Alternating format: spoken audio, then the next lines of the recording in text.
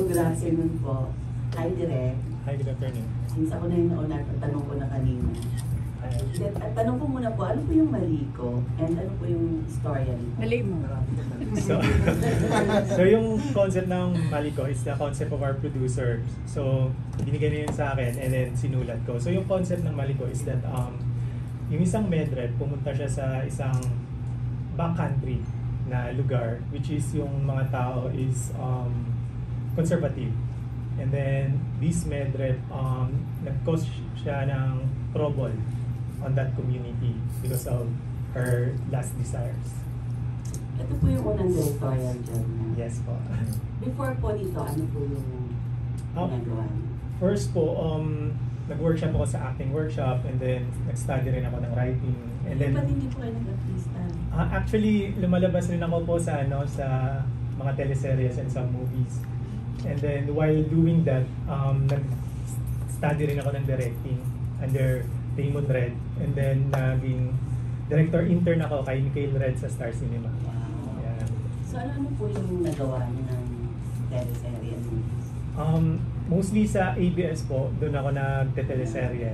Yeah. And then sa Black Z, doon rin ako nag-on-cam and back-cam. Yeah. Thank you po, Direk. Thank you po. Kay Sahara and kay Eunice. Eunice, dun sa ano kasi meron kayong GL. Intimate.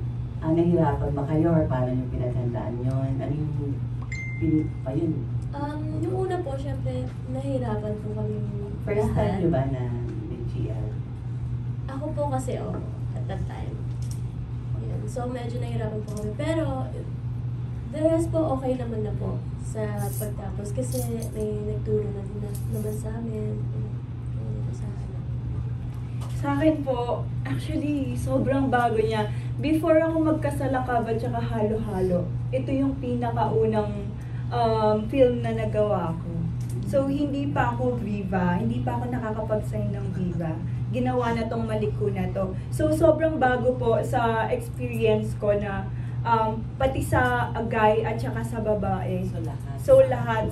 Sobrang memorable din sa akin na itong Maliko na to kasi first film pero madami na ako na experience. I experienced the GL and sa guy. So yun po. Kumusta? Yung GL. GL. Actually, sinasabi ko naman palagi na mas komportable talaga ako pag sa babae. So mas nahirapan talaga ako sa lalaki. Yun. So ano mas pipiliin mo na? Sa boy o sa sa maka-eksena, sa love scene, sa babae, mas komportable ako. Pero all goods naman pag sa lalaki din kasi at least mas sexy din tignan pag lalaki yung yung partner. Thank you. Thank you po. Thank you, Ms. Mary Chris. Now may we hear from Mr. Neil Ramos of Tempo, please. Thank you, ma'am. Direct artista ka rin, you've done like films. Yes, ma'am. Series.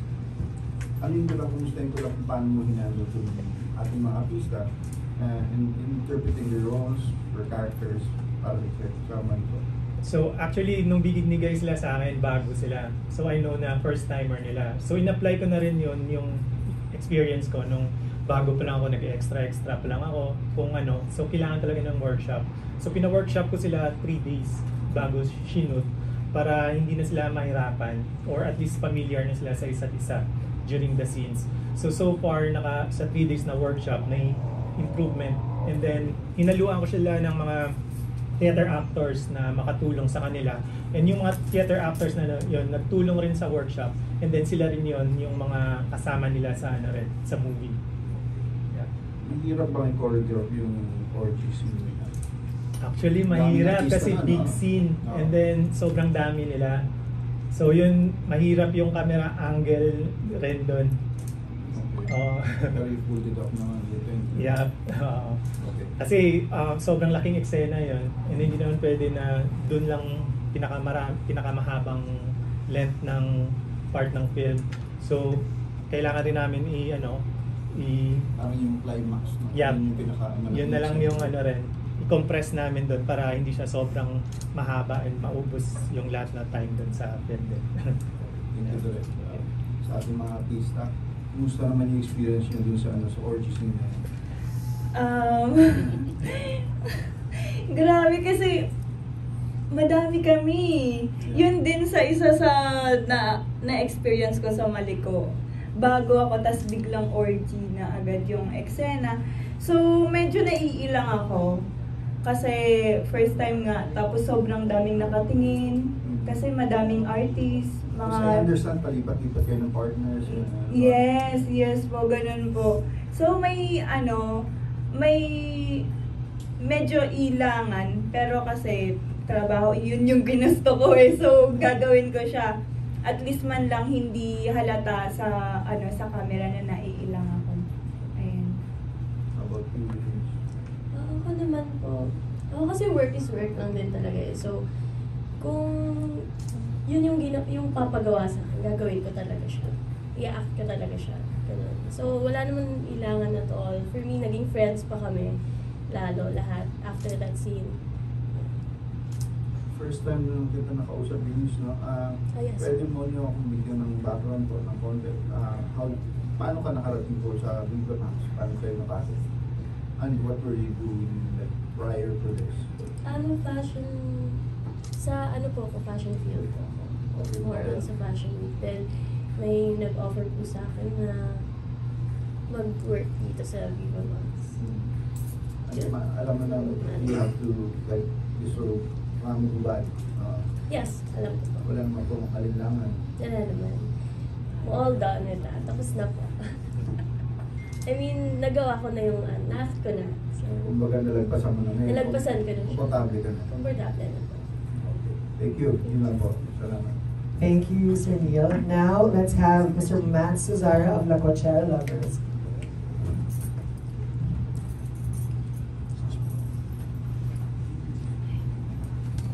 Hello po, good afternoon po.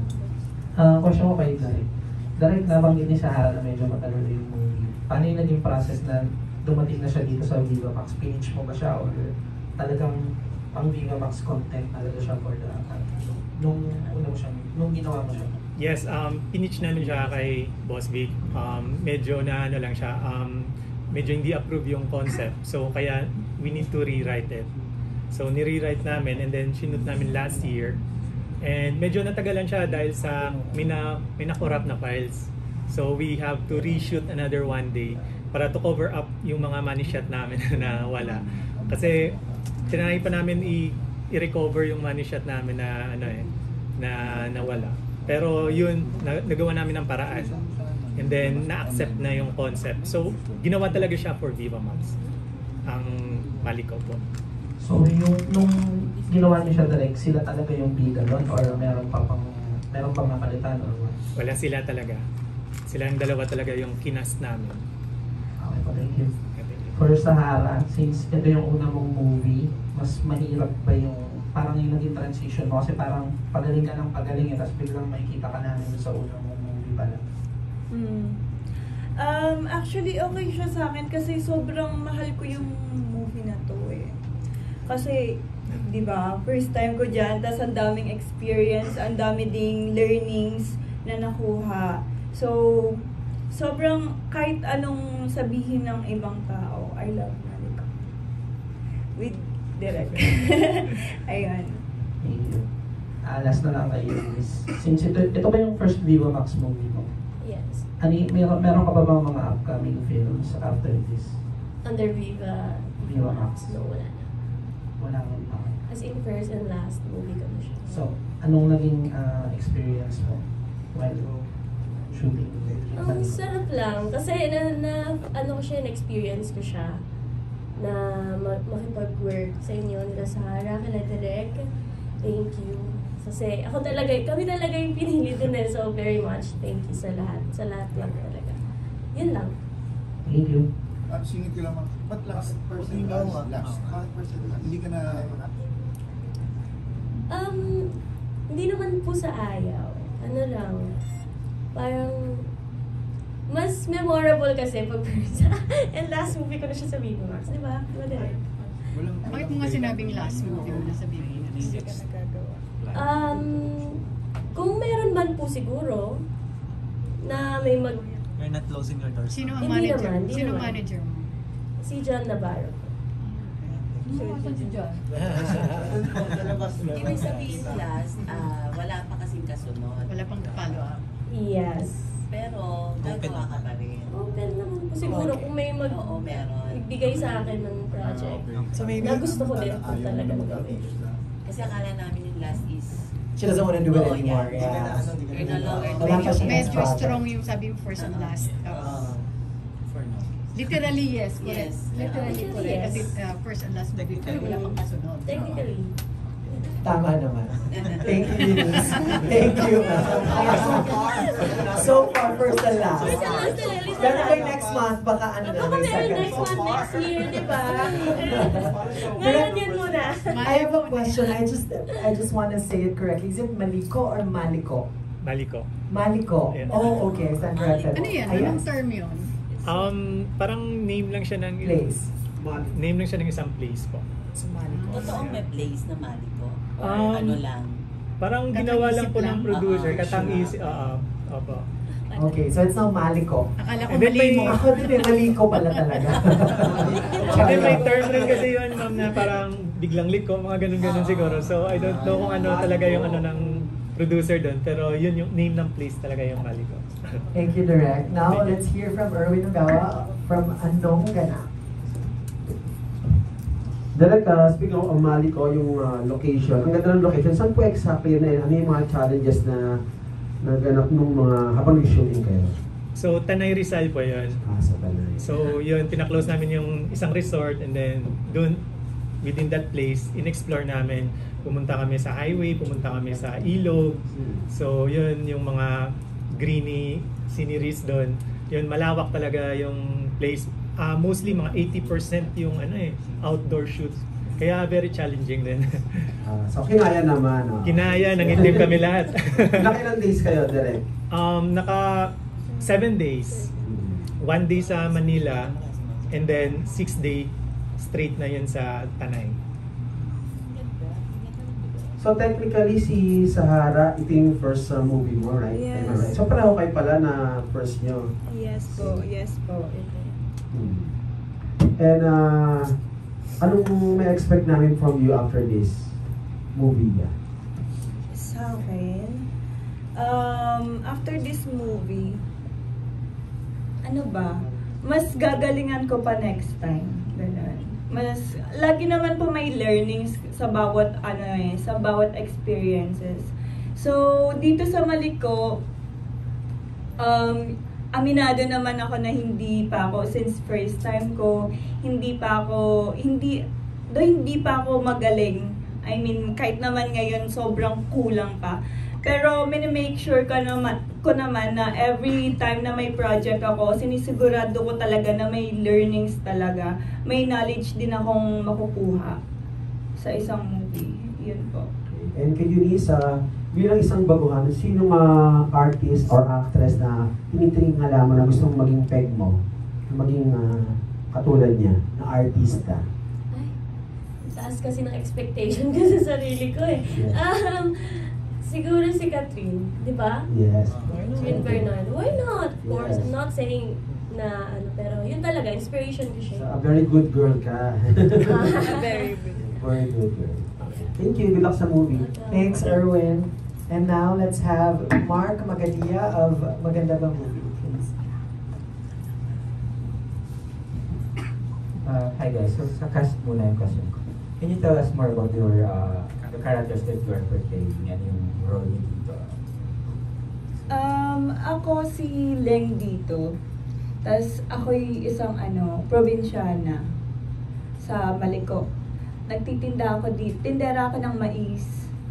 Tapos, kasama ko nagtitinda dito yung father ko. Tapos yung mother ko, siya din nag-aasikaso sa bahay, nagluluto ng mga mais, ganun. Tapos, may ako dito, may boyfriend ako, pero secret lang, ganun. Kumbaga. Walang spoiler muna. Oo. Ayun. So, yun, si Leng. Siya, parang as a no experience woman. Ako po, isa akong medrep. Isa akong medrep sa movie. And yung Maliko, place yan, parang lugar siya sa Maliko. Tapos, syempre pag medrep ka, di ba madidestino ka sa ibang lugar. Sa mga iba't ibang lugar. Tapos yun ang mangyayari. Doon yung movie, makikilala ko sila. Tapos doon na mabubuo yung story. Sa inyo, parang ano yung pwede yung lugar na experience ninyo na parang pwede yung may halin tulad sa Maliko? Ano ang pwede? Kasi di ba parang Maliko is somewhat fictional place eh. So meron ba kayong parang a place na for you is something similar to Maliko? Na na-experience yun na before? Parang gano'n. Or it reminds yung you orgy, of... ganun. No. This a place that reminds you of Maliko na hindi fictional. Parang gano'n. Na parang nangyayari siya sa totoo. Oo. Sabihin na lang, siguro sa province talaga. Around dito sa Philippines kasi feeling ko nagagawa naman na natin yan eh, diba? This generation, sa lahat, mga liberate naman tayong lahat. So, parang kahit saan mo naman siya pwedeng gawin. So, kung sa lugar, siguro sa sa mga ilog. Ano yung malapit na mga ilog dito? Laguna yan, Batangas. Ako, probinsyana kasi ako eh.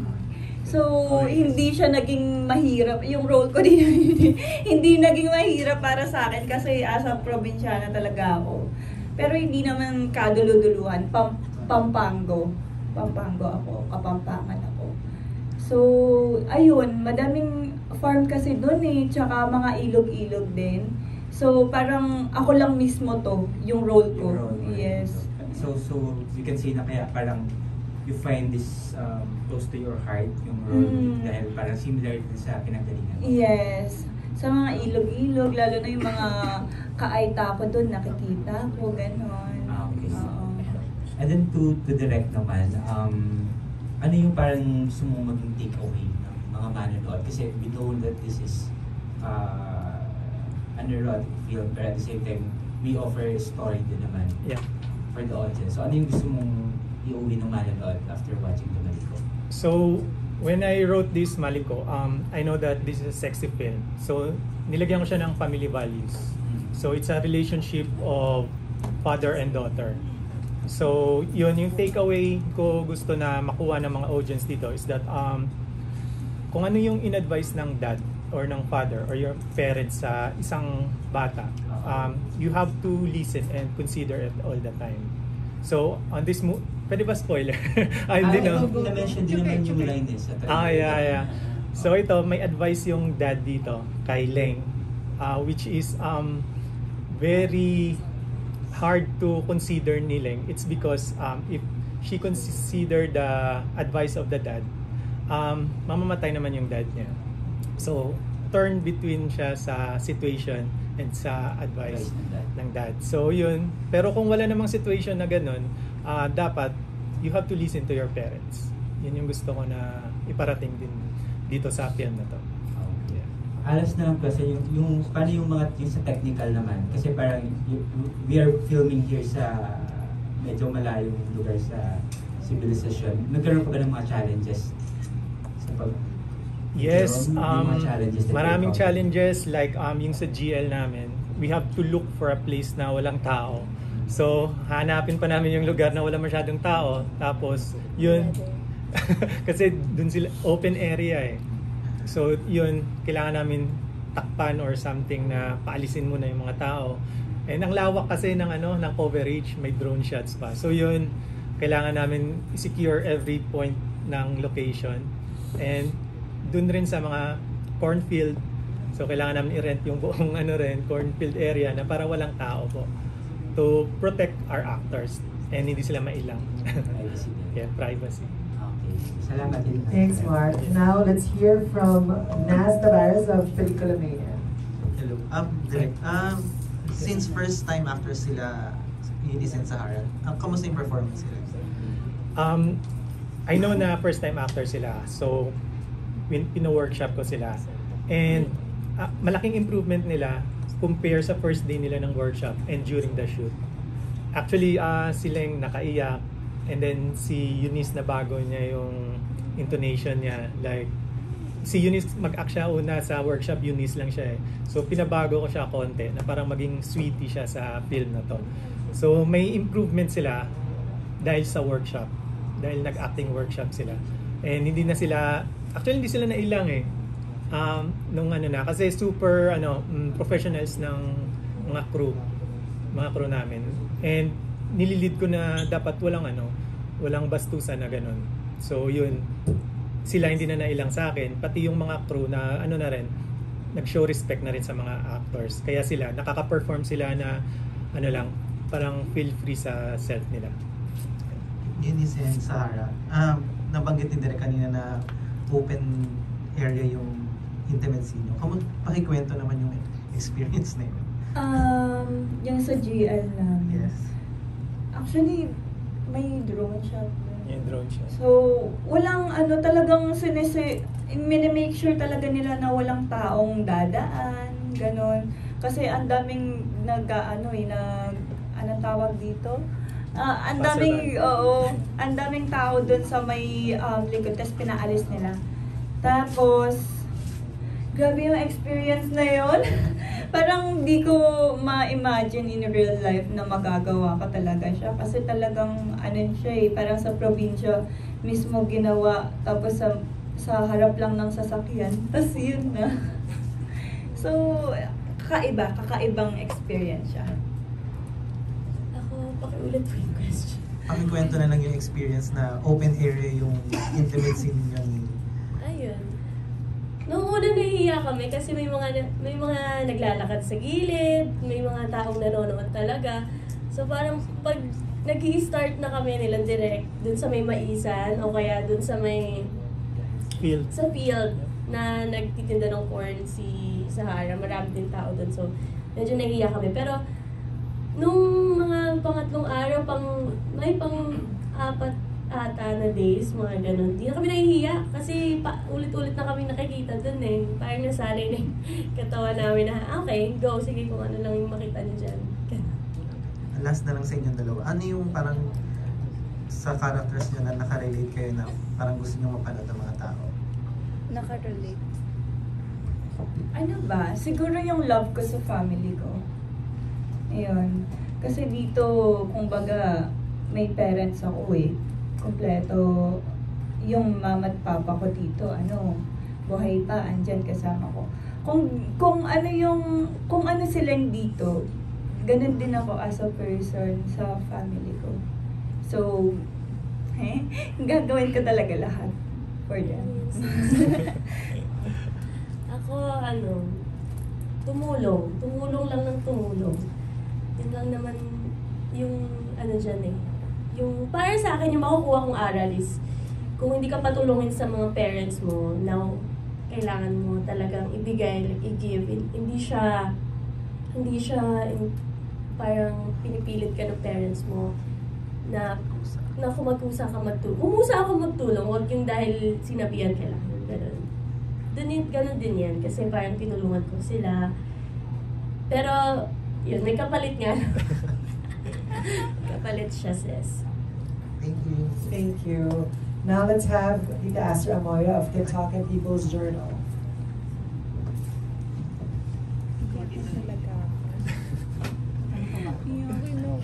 Parang natanong na lahat eh.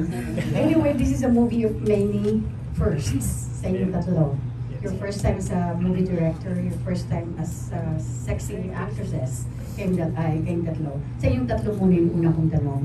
I mean, ano ang discoveries? Kasi, like ikaw, this is your first directorial job. So, how was it like? And of course, kayong dalawa rin, di ba? Although nasabi nyo nga may ilang factor. But of course, there are discoveries along the way. Yeah. So, nung ginawa ko to, malaki yung discovery sa self ko kasi provincial life. So, buti na lang, I'm from the province rin. Saan kayo? Bacolod City po. Okay. Yeah. So, nakaka-relate talaga ako ng mga life sa province and marami akong story experiences doon na na-apply ko rin dito sa film. And when it comes to a city girl, buti na lang I live in a big city in Auckland before, like 5 years. Naging ICU nurse ako dun sa New Zealand. So, city life talaga malaki. So by profession, you're a nurse? Yeah, I'm a nurse. RN. Okay. Yeah. So, kaya may medical, alam ko rin yung mga medical terms and medical aspects ng film. Dahil nurse ako. And then, yung sa city naman, alam ko yung mga gawain din ng mga city life. Alam niyo naman kung gaano sila ka-wild, gaano sila ka ano rin. So yun, parang pinag-mix ko. And then sabi ko, ito pala no, pag gumawa ka pala ng movie, i-instill mo yung mga life experiences mo. Hindi lang today, like 20 years ago, 10 years ago, paunti-unti mo pala papasok doon. And then while writing this as well, doon, kinuha ko rin sa mga life experiences ko rin. Though kinikreate ko rin siya, pero may mga pinaghuhugutan rin ako. Bago si Sahara at si Eunice, sa iyo ulit, follow up. Since na-mention mo nga na nurse, na nagtrabaho ko as nurse in the US for 5 years. New Zealand. New Zealand, Yeah. I'm sorry. Sa New Zealand for 5 years. Why did you give it up in favor of being a movie director? Nung pumunta ako sa New Zealand, pumunta ako dun sa studio ni Sir Peter Jackson. And I saw kung paano nila shoot yung The Hobbit. And na-amaze ako kasi yung mga dwarf pala dun, like, kasing tangkad ko lang, paano naging dwarf sila sa movie.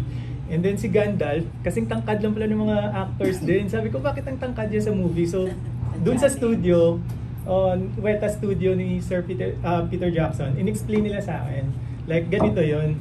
Shinot namin una yung mga dwarfs, tapos, shinot namin si Gandalf, pero iba na yung structure, yung mas malaki na yun. Bali, dalawang may maliit na studio, and then may malaking studio. Tapos pinag-mix lang nila sa editing. So yung studio na yun, yan yung The Hobbit, yung tourist spot dun sa New Zealand, sa Hobbiton. So yun, explore lang ako na-explore. Sabi ko, sarap kaya gumawa ng film.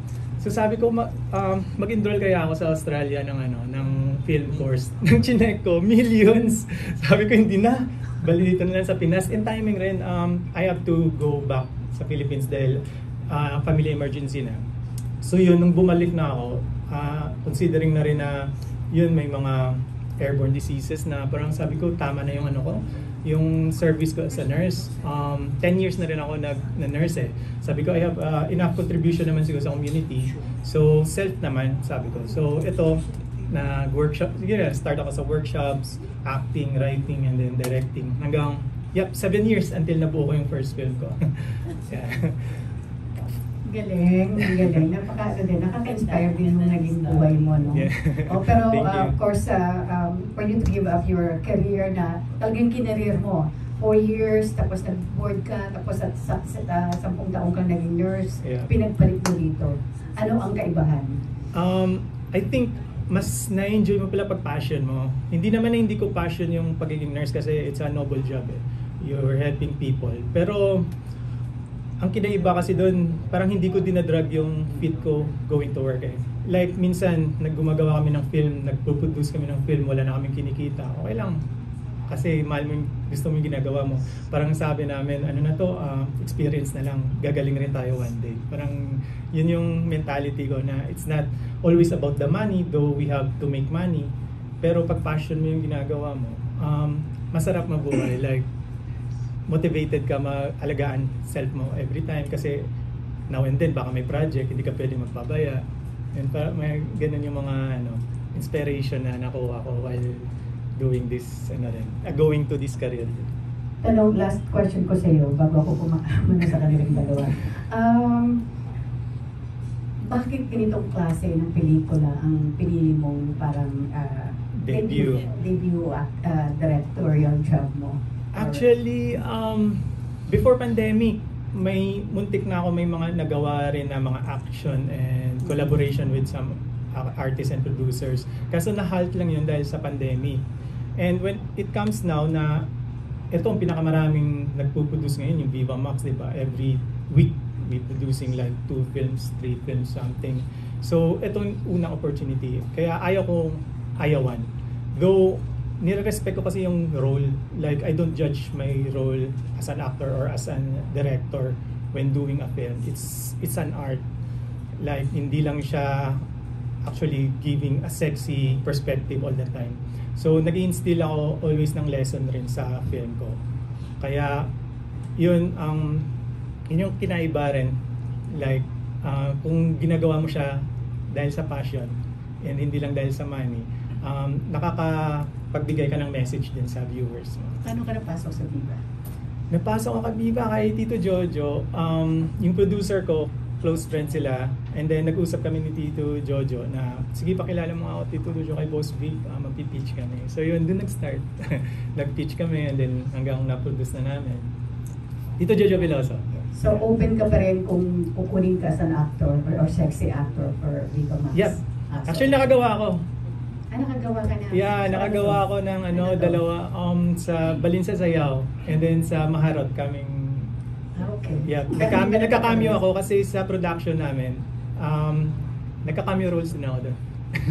Okay. Yeah. Balinsa Sayaw at saka Maharot. Pero hindi pa napapalabas. Yung Balinsa Sayaw napalabas na. Yung Maharot hindi pa. Okay. Still in editing. Good luck to you, Direk. Thank you po. Okay, dito sa dalawa naman, kasi kanina, curious kasi ako dahil parang kayong probinsyana, o si Direk galing sa probinsya pa rin ng Bacolod, kaya pag outside Metro Manila, kinukonsider pa rin natin yung probinsya. So ikaw Pampanga. Tapos ikaw, Eunice, where are you from? Yung province ko po talaga sa Cagayan Valley. Okay. Pero where were you born? Saan ka lumaki? Dito na talaga sa city girl ka na. So, in other words, city girl ka. Okay, Sahara. So, kayong dalawa, common question, paano kayo napasok sa showbiz? Paano, especially sa Viva, paano kayo napunta sa Viva? Ayun din, kay Tito Jordan. Kasi ako dati, bikini open model. Okay. Nagbibikini open ako. So, noon pa lang talaga, alam ko na gusto ko tong Viva Max. Kasi, nagpapasexy na ako dati. Itodo na natin, gano'n. Kasi, ito yung nagpapasaya sa akin, kumbaga, pag nakahubad ako, mas, nafe-feel ko na mas maganda ako, gano'n.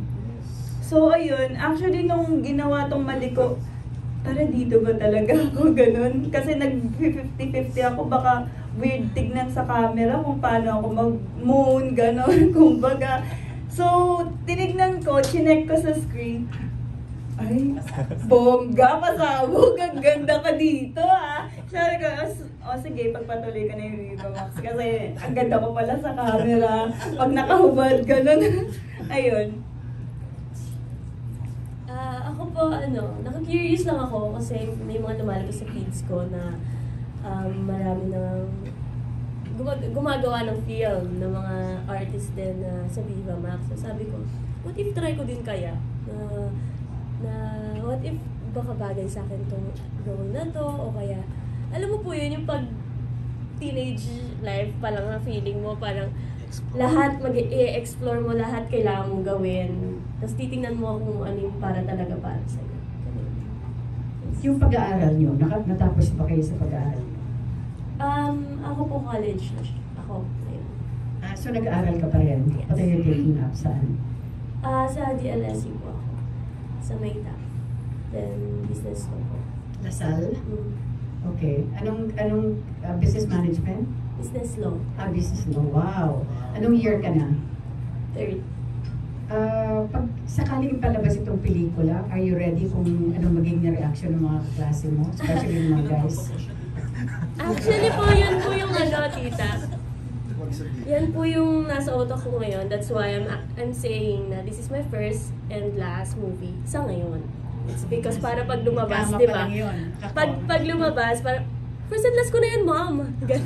Tapos kung may project ulit, I'm so sorry, this is really what I wanted. Mga ganun ba? Are you ready rin sa magiging reaction ng family mo? I'm always ready naman po kasi bago ko po tinanggap yung role na to, inisip ko po muna kung anong isipin ng family ko or matatanggap ba nila ako pag nagawa ko yung movie. Then, actually may story po ako dyan bago po ako nag-sign dito sa Viva Artist Agency, nung pumayag yung mom ko, pero hindi niya pa alam na under ako ng Viva Max. So parang sabi niya, sige anak, so supportahan kita kahit anumang role yan, okay siya, happy siya. At saya niya pa, pinagmamalaki niya pa. Tapos, biglang sabi, Mami, andito na yung trailer. Tapos ako pa nag-send sa kanya ng trailer. Sabi niya, ha? What? Anak, kaya mo itong gawin? Ang galing mo naman. Ganyan. Kasi parang sa bahay kasi, parang low-key lang ako na hindi pinapansin sa bahay. Hindi ko kayang gawin yan. Tapos lumabas na siya. Sabi niya, okay.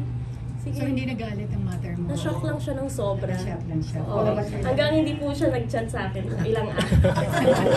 Grabe ng pang siya shock yan. Hindi ko alam. Mamimili na lang ako ng reaction niya if magagalit siya sa akin or tuwa siya. Ganun. Yun lang. Ikaw naman, Sahara, reaction ng family mo. This is pangilang of course this is the first, pero may mga nagawa ka na rin movies na napalabas na. Okay, anong naging reaction ng family mo? Actually, A boyfriend kung meron? Ay, wala po. Wala. So pareho ba yung loveless ngayon or single kayo pareho? Single po. Walang Secret si ano eh? Hindi, single po. Single. Okay. Si Direk? Meron po. Single po, guys. Okay, taken. Taken si Direk. Okay. Ayun. Actually, yung mother ko, nagbibikini open pa lang ako. Suportado na talaga nila. Ngayon sa pag-Viva Max ko, lalo pa nila akong sinuportahan. Actually, nung nag-perform kami sa Viva Cafe, nandun yung parents ko nanood sa akin. Yes. So, okay naman. Basta masaya daw ako. Basta hindi ako napipilit ng kahit na sino. Basta gusto, love ko yung kung ano yung ginagawa ko ngayon. Support daw po sila. So, ayun. Parang barkada lang din kasi yung namin ng mama at papa ko. Only child ka lang? Hindi po. Madami kami. Masipag kasi sila. Like, ani. Pangilan ka sa? Pangalawa. Second to the eldest. Okay. Yes po. And yung father ko po pala, dating transgender. Oh. Yes. Yes. So, As in, gusto niyo mo makita yung itsura niyo dati? Sige. Wait, meron ako dito. Ngayon hindi na, pero dati pageantera talaga siya. Yes. This is my father. Nung before? Wait lang. Ito siya, dati. Wow. Father ko. And ito pa. Okay. Ngayon, yung itsura ng father ko, asan ba? May picture ba ako dito? Yung father ko. Yung mother mo naman straight? Kasi straight yung mother mo? Bisexual po. Okay. Yes. Nagkakilala sila sa parlor. Ay, yung father ko, ang cute niya. Di ba? Yung pa rin ang father mo ngayon? Ngayon naka-boycott na siya. Pero ngayon, pag namimiss niyang maging girl pero may boobs pa rin siya? Wala na po. Dati kasi parang nagpipils siya. Okay, sa hormonal, di ba? Yes.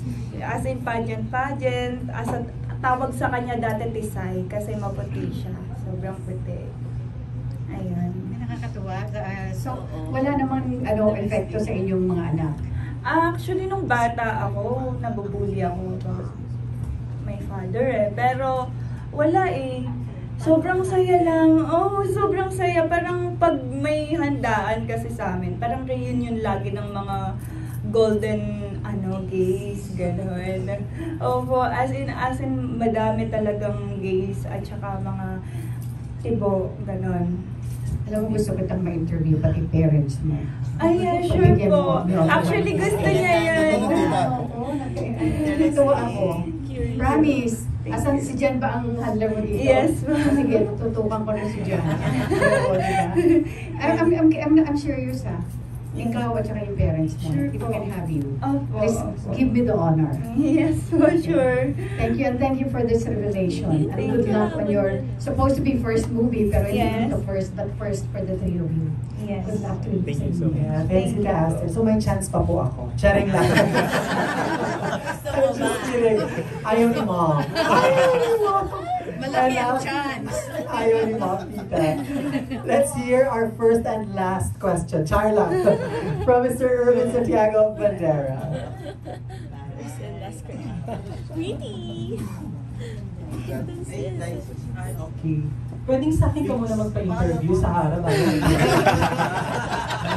Charot lang. Hindi, speaking of LGBTQ, no, kayo ba open ba kayo in case na sa mga LGBTQ relationship? Kasi total GL naman yung tema ng pelikula. Ikaw ba, Sahara? Si Sahara mo? Hello? Bakit mo tatawa?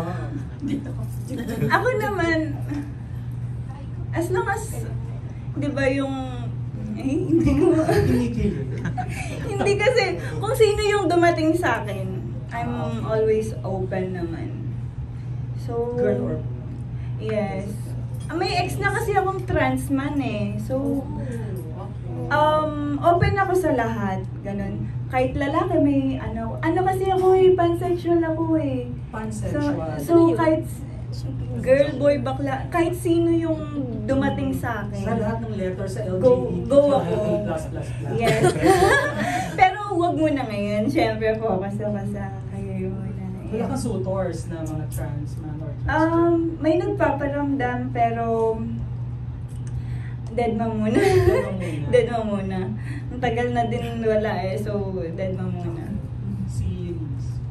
Ako po, dati meron akong naka-relationship na lesbian. So kung meron man ngayon dumating ulit, okay lang. I mean, hindi naman yan sa, hindi sa, sa gender. Nasa, naman. Basta kung gusto ko siya, So, lahat din ng letters sa LGBT? Hindi lahat. Ayoko ng gay. Okay. Ayoko ng gay, tapos girl ako eh. Parehas kami girl. Gusto ko yung gusto ko manly. Okay naman yung gay, pero yung hindi, mayroong gay na gwapo eh. Diba? Marami, diba? Oo, gusto ko ng ganun. Gusto ko ng ganun na gay. Pero ayoko ng gay na babae na yung mas maganda pa sa akin. Ayoko ng ganun. Gusto ko na yung gay naman. Hindi mo halata. Tulad ni... Pwede ka mag-drop ng gay. Ayoko. Wag na. Sige, yung last question ko na para sa inyong dalawa.